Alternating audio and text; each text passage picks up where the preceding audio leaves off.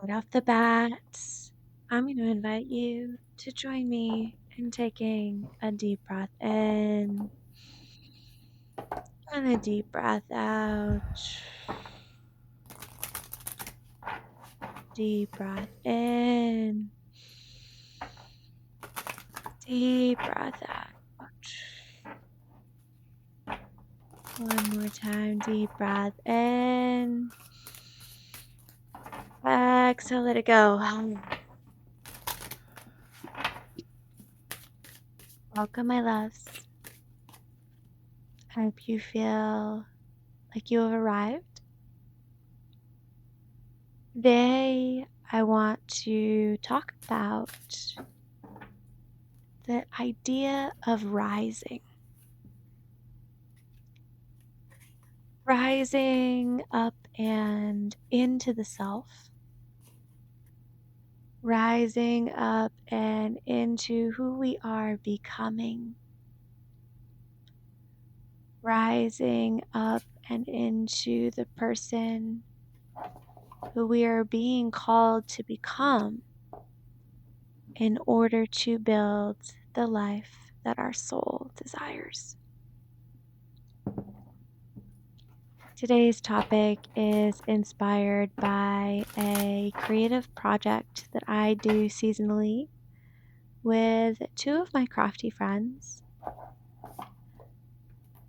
I'm going to leave their information below, as well as a link to a video that will tell you more about this project that I do with them, but it is called Everything is Art, and seasonally we focus on a prompt and we allow ourselves to be guided by the prompt, to reflect, to explore, to digest, to transform, and to create. If you'd like to join us, we'd love to have you. While I'm talking on the screen, you will see me going through a ritual for myself.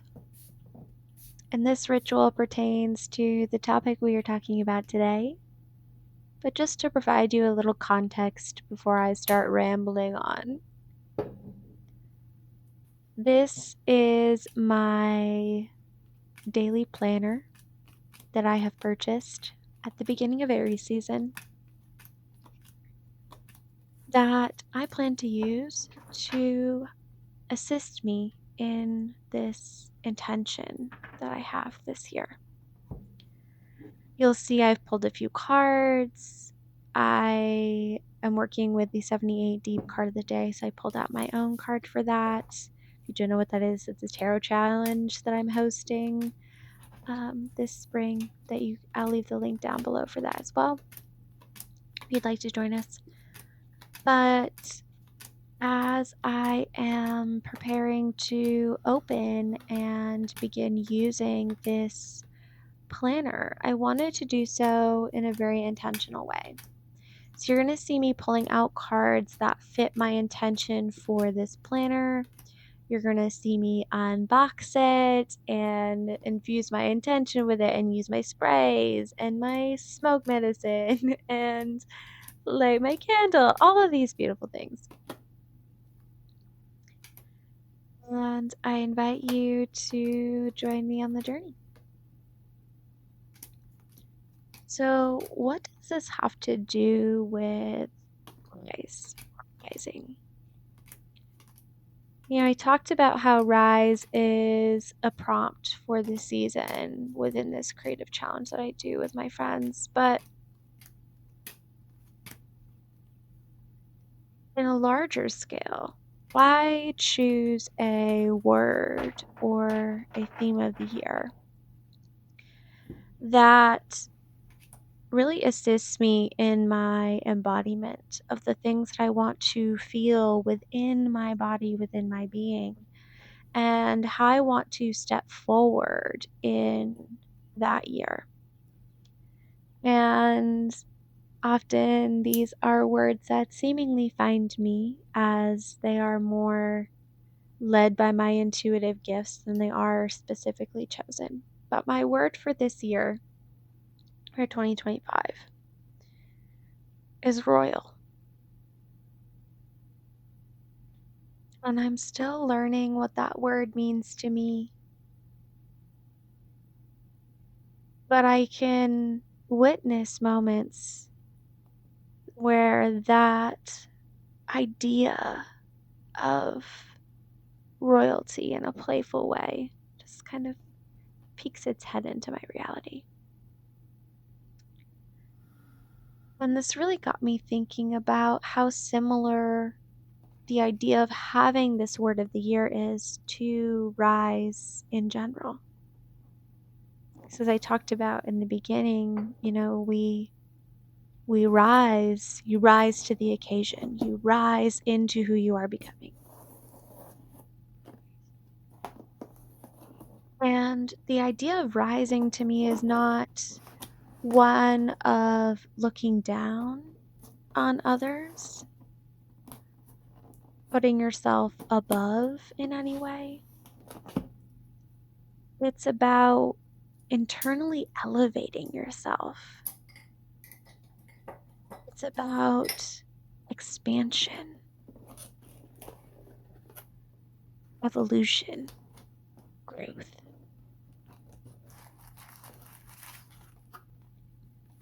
And as all of these ideas, these things, these words, concepts have been swirling around in my field this year, I've come to a point where my concept of time has eluded me. To continue on with the major themes,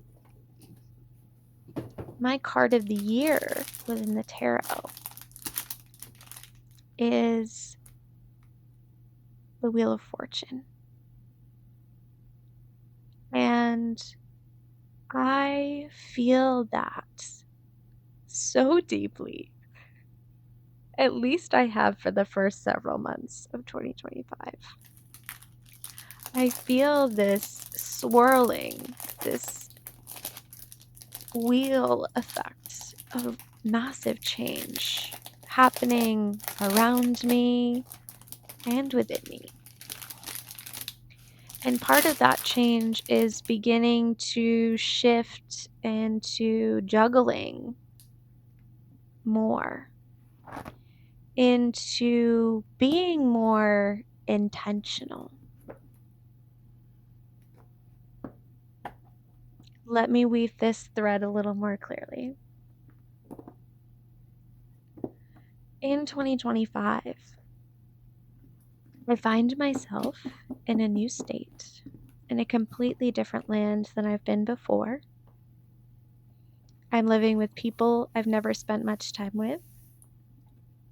I'm about to step into a management role in a business industry that I've never worked in. I am finding my way in community and putting the work that I do out beyond my little internet walls. I'm learning more about myself and the magic that I hold. And I'm also learning more about the patterns that are super unhelpful to me as I learn how to rise to the occasion of all of these new roles, to rise up into this idea of embodying the spiritual royalty that lives within me.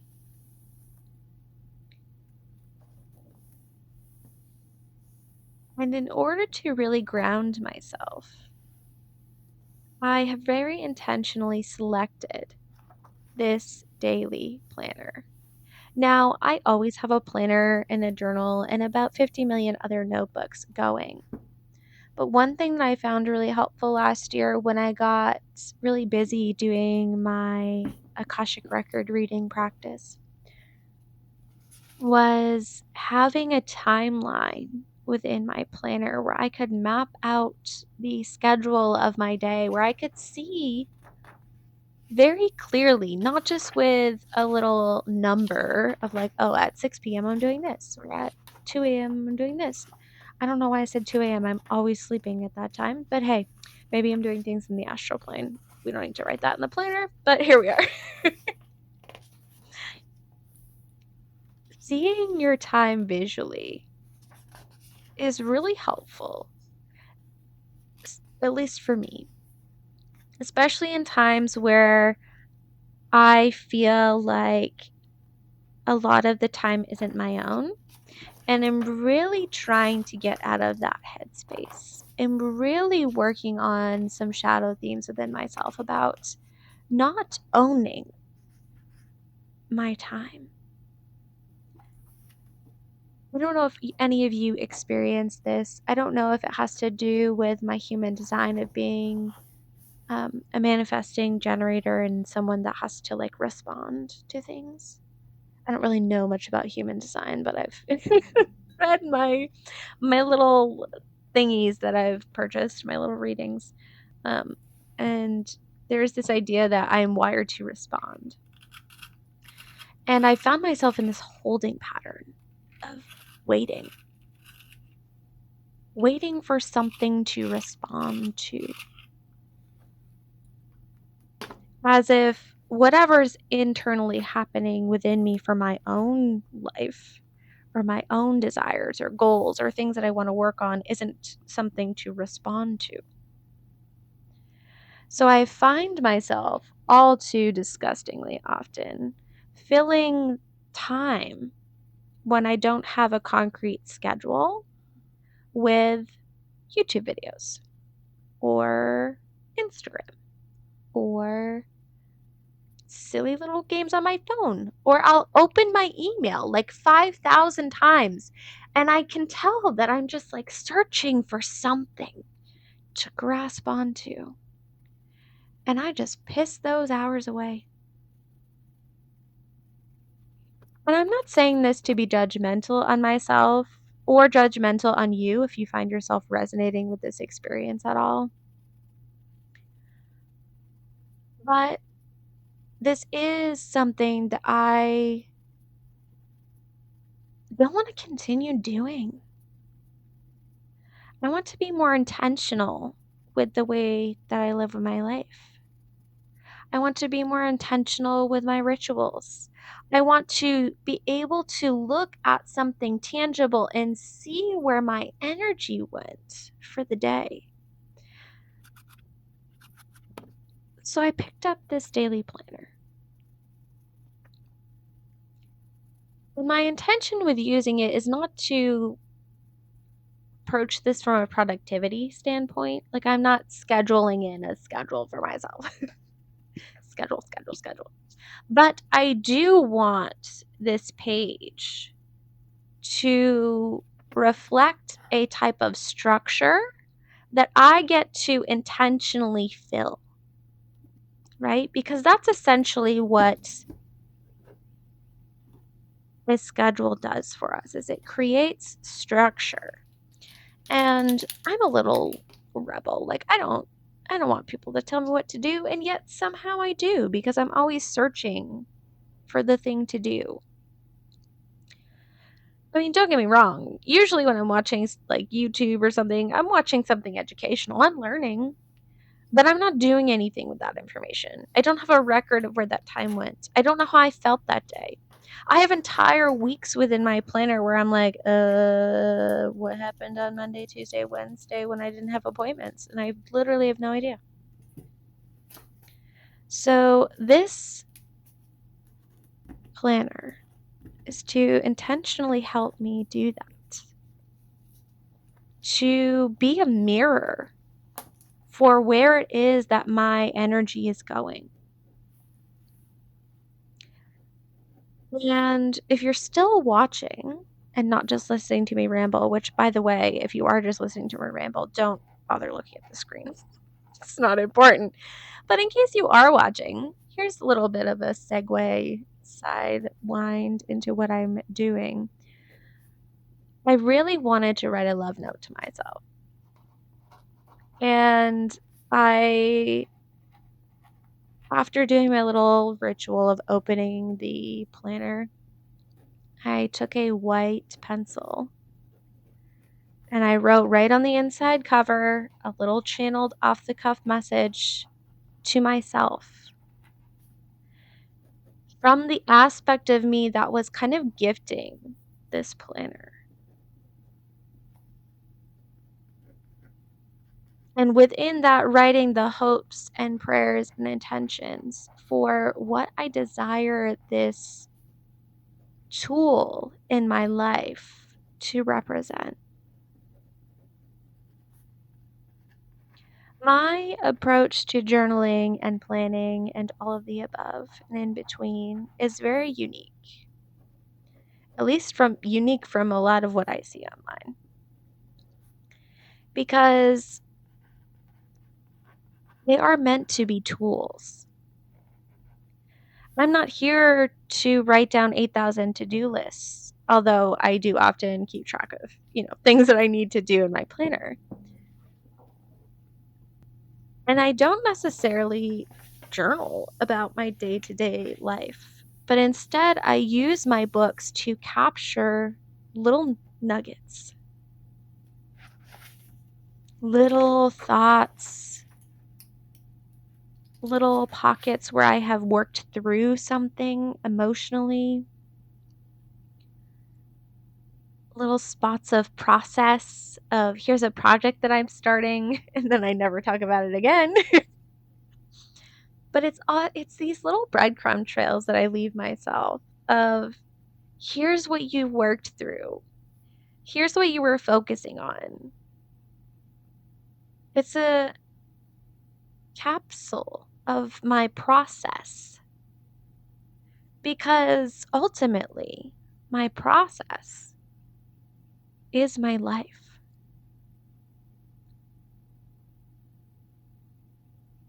And while I don't want to decenter my process within my practice, I want to be able to use my tools to create some sort of structure, highly intentional, like carved out specific, prayed into intention. So that as my process fills the pages, I have more context. I have something to wake up and respond to. And the thing that I'm responding to then becomes myself. It becomes the version of me that poured her heart and soul into planning out those dreams, into feeling those intentions, into infusing my energy into the notebook. For a long, long time,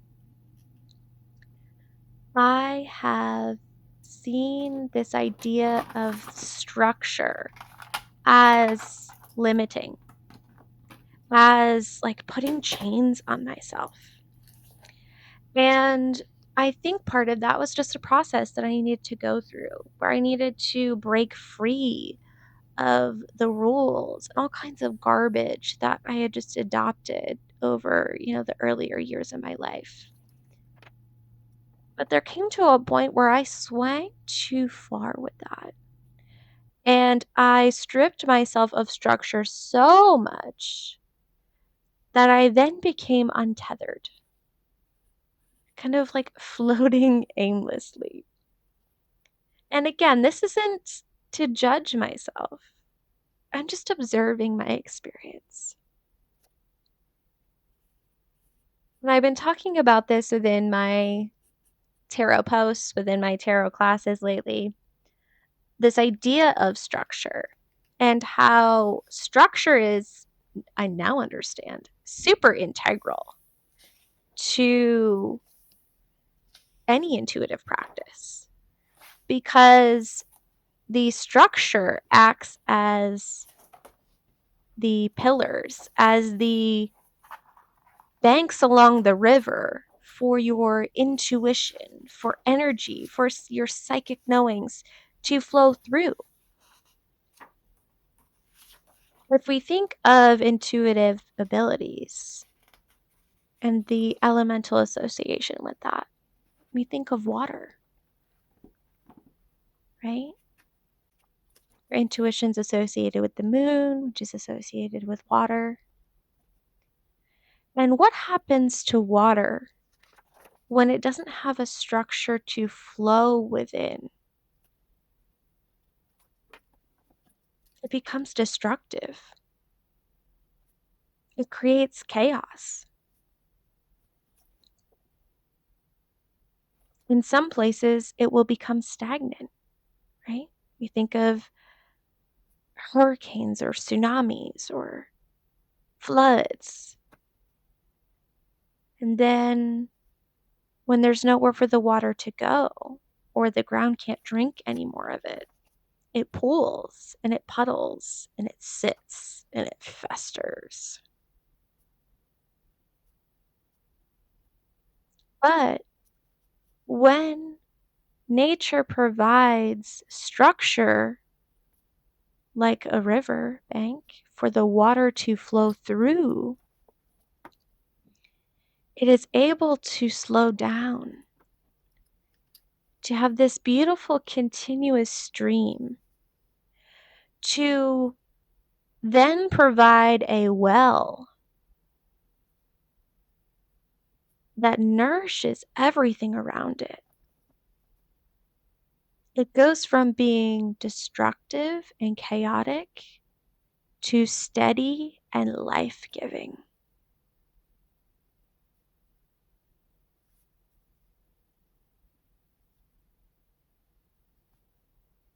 This idea of structure doesn't just apply to our intuition, but as someone who is deeply led in every aspect of their life by intuition, I've been playing more with this structure, with being more comfortable with structure again, to seeing structure as something that empowers me, and to dance with structure in a way that allows for my fluid creative side to still come through, but to have enough structure for that to come through. Because without it, it often just doesn't even happen. Because there's nowhere for that to go.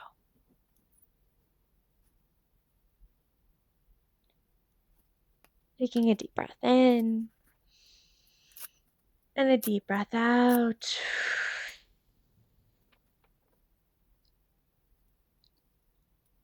You're welcome to take any of that resonated with you and leave whatever did not.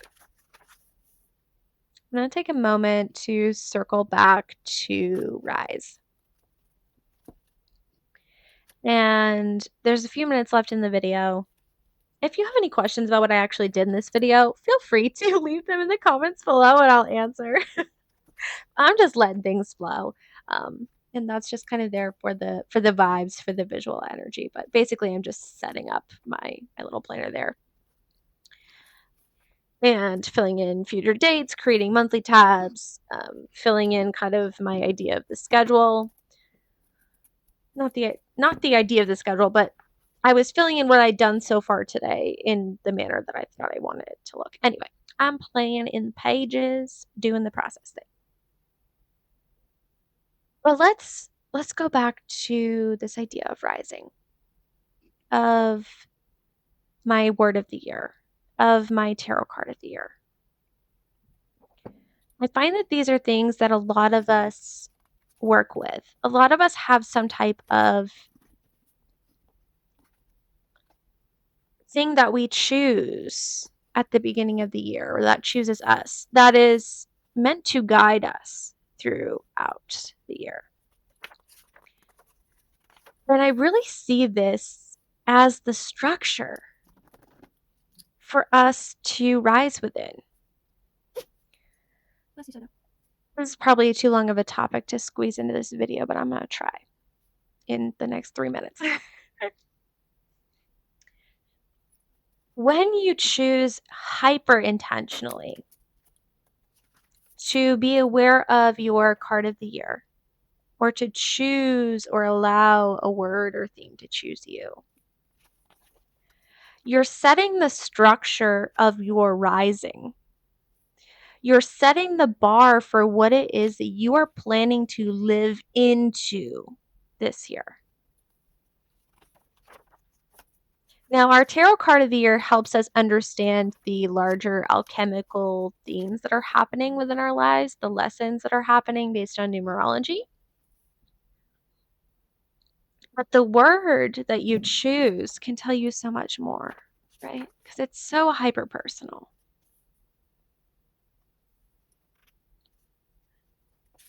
One of the things that happens when we choose to go after something that we desire to step into, that we desire to manifest within our being, is that we are presented with the lessons, choices, shadow work aspects,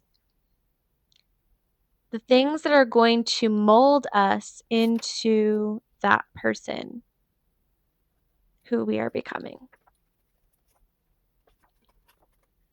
And I like to choose these structures of words and concepts because it keeps me focused. It keeps me from drowning in this sea of everything that comes with living into something. Because as someone who's constantly focused on always rising, always up leveling, always expanding, the journey is never ending. But having that theme of the year allows me to focus, to say, this is my structure. This is what is grounding me in understanding everything that's going on. And even further than that, one thing that I always invest in every year is a year ahead reading from a card reader that I trust.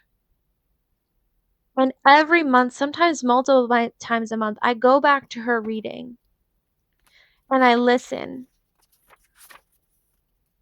And I observe the connections of the things that she mentioned to the things that are happening in my life.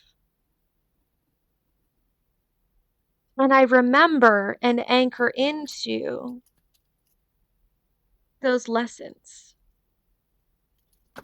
And I can notice where I'm dragging my feet on something and where I'm collapsing time and making it happen faster based on which month that theme is happening in. So sometimes she'll mention something in the month before that's happening to me in the middle, or she'll mention something in the month after that's happening to me now. And it's a really beautiful, again, very esoteric structure that I get to hold myself in as I'm working on this large, grand, inconceivable idea of what it means to rise into being royal, or whatever it is for my theme of the year, right? So to end this video off, I have created a new offering on my website, which is a co-creation reading. And this reading is kind of like a year ahead reading. But instead of just focusing on what's happening month to month, day to day, we're hyper focused on what's happening internally.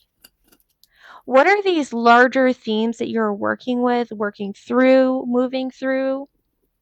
And how is that going to show up in your life through different lessons? What is it that you need to know along the way or to keep in mind as you move through these things? It's a reading that acts as a grounding cord for you.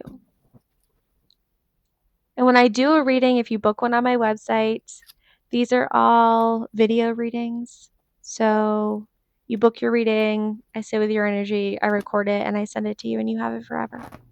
So if you're interested, I'll leave that linked below. It's currently on special to celebrate the astrological new year, but I'll leave that there for you. Thank you so much for joining me today, my loves. I hope that you enjoyed today's video, that you found it inspirational, enlightening, soul-soothing, whatever it is that you needed to take away from it today. If you would desire to play and create with me and my friends, we would love to have you join in into Everything is Art. All you have to do is take the prompt of the season and run with it. Sit with it, create with it. And then if you desire, totally optional, you can share it on social media using the hashtag everythingisarts or DM one of us because we would love to see what you do. Thank you so much for spending your precious, precious, and valuable time with me. It is my absolute honor. I will see you, my loves, in the next video. Take care. Bye-bye.